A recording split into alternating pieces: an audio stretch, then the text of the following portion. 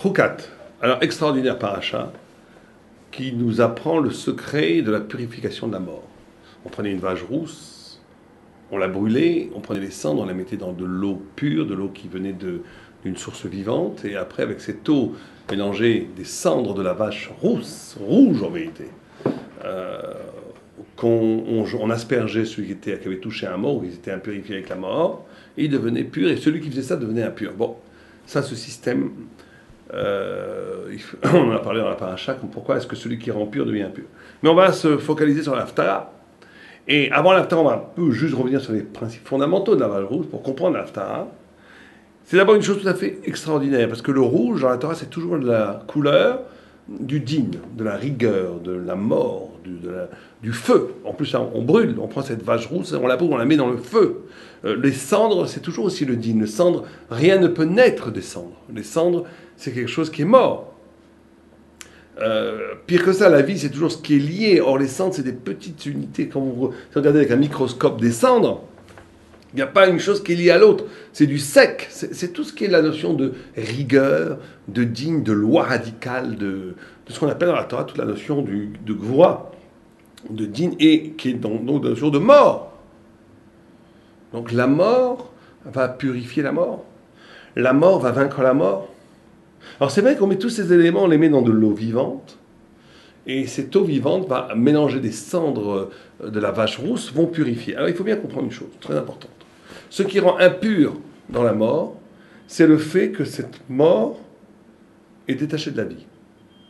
En d'autres termes, ce qu'on fait quand on prend les cendres de la vache rousse, et qui sont la mort, et qu'on les met dans l'eau de Maïm Chaim, de l'eau qui vient des torrents, qui est de l'eau vivante, et qu'on les mélange ensemble, c'est qu'on purifie de la mort parce qu'on est capable de réintégrer la mort dans la vie. Ce qui rend impur, l'impureté de la mort, c'est qu'elle est détachée de la vie. Quand on est capable de réintégrer la mort dans la vie, elle ne rend plus impure. Alors la mort, c'est toujours, c'est mort, c'est mavet, c'est même, vav, tav, même, c'est la lettre du milieu de l'alphabet. C'est exactement au milieu de l'alphabet. C'est la 12e lettre. Et vous aviez après un vav, qui est le vav conversif, qui va toujours, le vav en hébreu, fait toujours ou bien le passé ou bien le futur, fait toujours la courroie de transmission du temps, et jusqu'au tav, qui est la dernière lettre. Donc mavet, qui veut dire mort, c'est vraiment dans les lettres eux-mêmes, c'est le cœur de la vie qui va être basculé vers la fin, vers le tav, vers la mort. La petite gamatria, c'est yad, c'est la main. Yud dalet, c'est 14, c'est la main du destin. Donc tout ça rend impur. Ce qui rend impur, c'est qu'on ne comprend pas ce que c'est que cette mort. En vérité, il faut être honnête. On ne comprend pas ce que c'est que cette mort. C'est quelque chose. Il y a le scandale de la mort. Quelqu'un meurt, on ne sait pas pourquoi il meurt. Ça devrait. D'ailleurs, des fois, moi, j'ai toujours été bouleversé par le fait que des gens meurent. Sur le moment, les gens pleurent, et après tout repart comme avant, comme si rien n'était. Et tout le monde va mourir, et la vie va continuer. C'est absurde. Il y a quelque chose d'absurde. Le système continue, les gens meurent, vivent. Pour qui? Pourquoi on vit? Pourquoi on meurt? Pour qui on travaille? À quoi ça sert cette grande machine du cosmos et de notre monde qui travaille, qui fait des routes, qui fait des usines, qui fait des hôtels, qui fait toutes sortes de choses? Ça continue à rouler, les gens meurent l'un après l'autre. Pour qui? C'est pour qui tout ça? Juste pour vivre quelques instants. C'est quelque chose qui a l'air, c'est le scandale et l'absurde de la mort.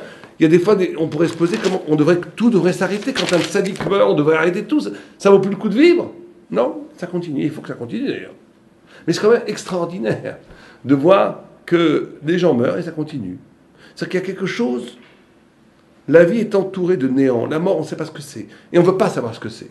C'est quelque chose la vie est enveloppée d'un mystère de l'avant. On ne sait pas d'où on vient. De l'après, on ne sait pas où on va. Boum. Alors la plupart des gens essaient de ne pas y penser. Vivent les 80 ans qu'ils vivent en essayant d'en jouir un maximum, 70 ans de jouissance un maximum, mais c'est tout, c'est complètement absurde. Mais même les gens qui sont dans la Torah, même les gens qui pensent spirituellement, ils ne savent pas vraiment ce que c'est. Ils ont peur, tout le monde a peur de la mort, à part les très grands tzadikim. Il y avait une fois un rab extraordinaire, où il allait mourir, et les élèves écoutaient derrière la porte, ils marchaient comme ça. Et ils disaient, Moïse l'a bien fait, Moshe ou Assaïzé.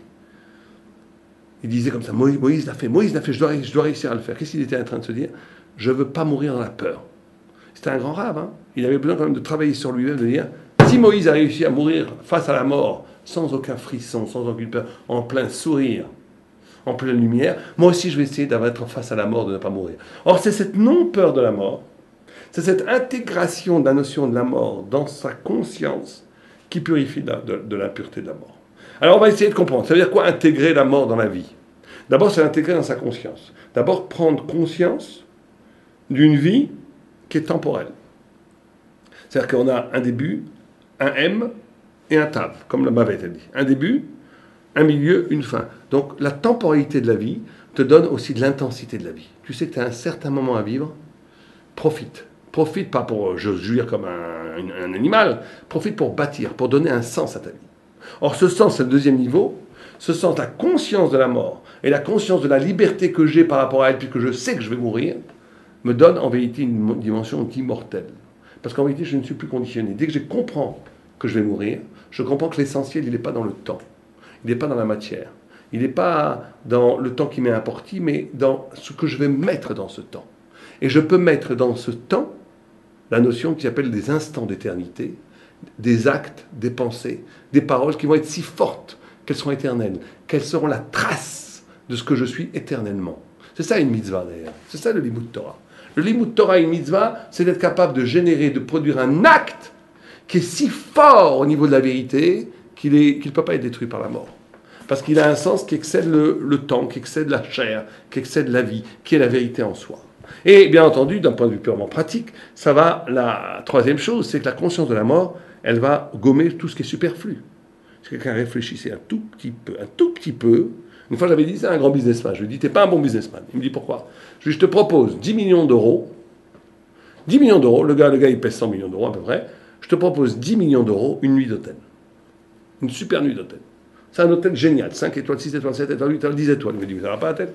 Je lui ai dit, t'as 100 millions d'euros, donne 10 millions d'euros pour une nuit d'hôtel. Il me dit, mais ça va pas, même 1 million d'euros, je donne pas.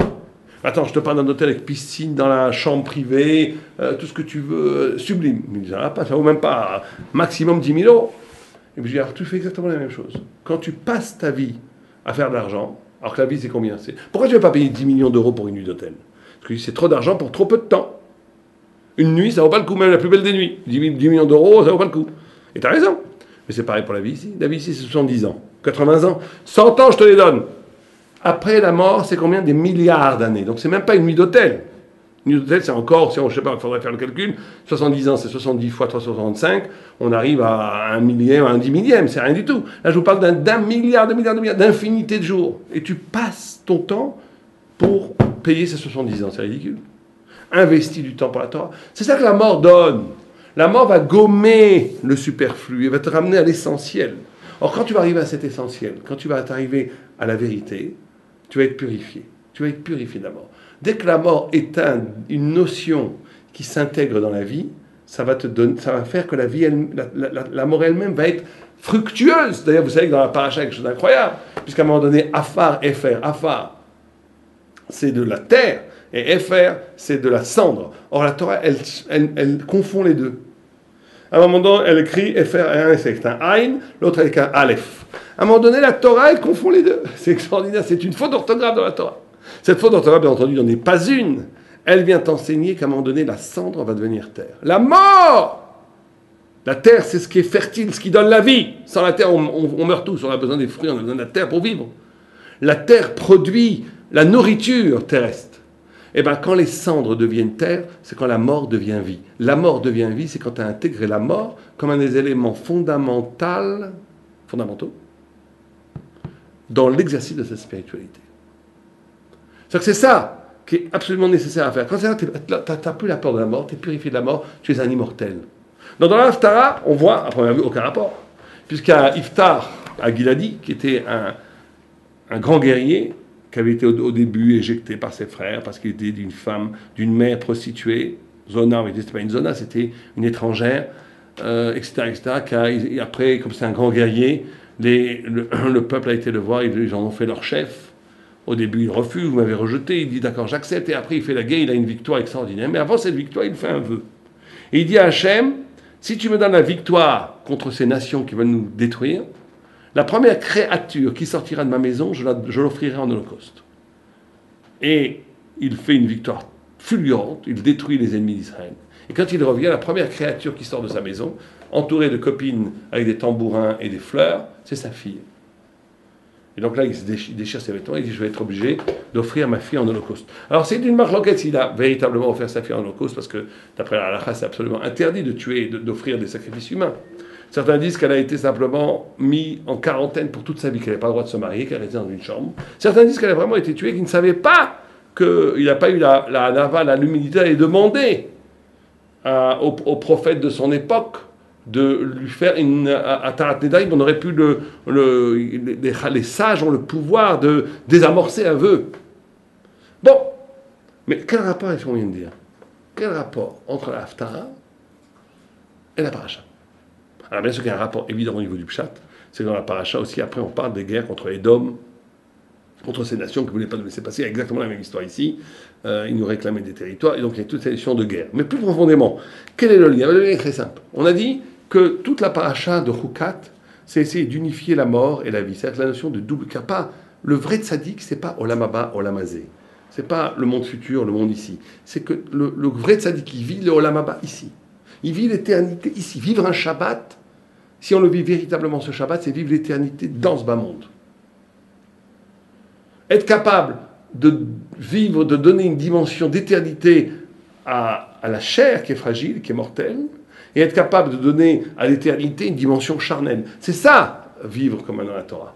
C'est être capable de mélanger les deux mondes. Or, le neder, la notion de vœu, c'est aussi mélanger les deux mondes. Parce que vous savez, quand on fait un neder, c'est incroyable. La Torah a donné le pouvoir à l'homme de pouvoir s'interdire des fruits, par exemple, je prends des bananes, et que, si quelqu'un dit que des bananes, arrêt banaï, assur avec les korban, il dira, ces bananes sont assur à moi comme des korban.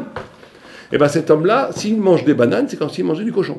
C'est que l'homme a le pouvoir de créer des interdits comme Dieu crée des interdits. L'homme a le pouvoir de générer avec sa parole des obligations et des interdits comme Dieu a créé des mitzvot et des isurim. Incroyable mais vrai. Ça, c'est la force du Néden à chaque fois. Donc, en vérité, quand on peut faire ça, c'est deux mondes.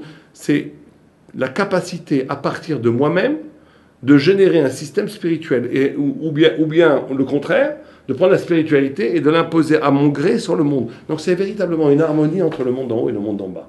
Comme Chukat est l'harmonie, la victoire sur la mort, c'est la capacité d'intégrer le monde futur dans le monde présent, d'intégrer la mort dans la vie, d'intégrer la finalité dans un sens, et pas dans un absurde. Et bien le Neder, c'est pareil.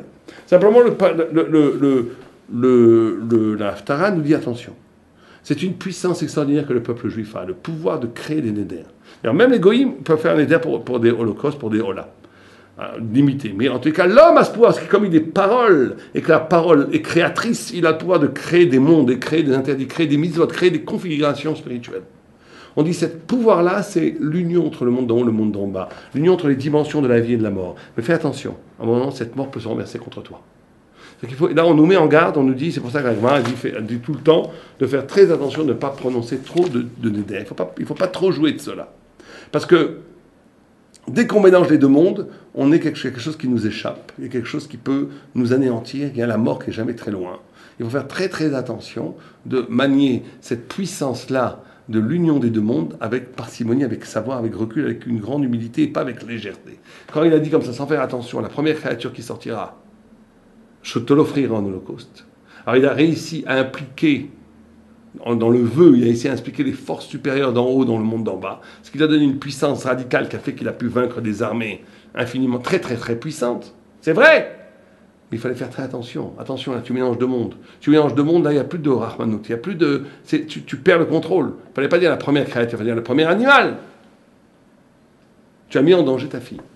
Tu rentres dans ce système, la mort est tout proche de la vie est tout proche de la mort. Et c'est bien, il faut faire ça. Mais il faut le faire avec une grande précaution. Sinon, Dieu préserve, ça peut amener des malheurs et la mort sur nous. Dieu préserve, là, allez-nous. Donc il faut être capable effectivement d'unir la vie et la mort, d'unir le monde supérieur avec le monde en bas, mais tout le temps avec une extraordinaire humilité et précaution qui permet de nous prévenir de sortes d'accidents spirituels qui pourraient y intervenir. Shabbat Shalom.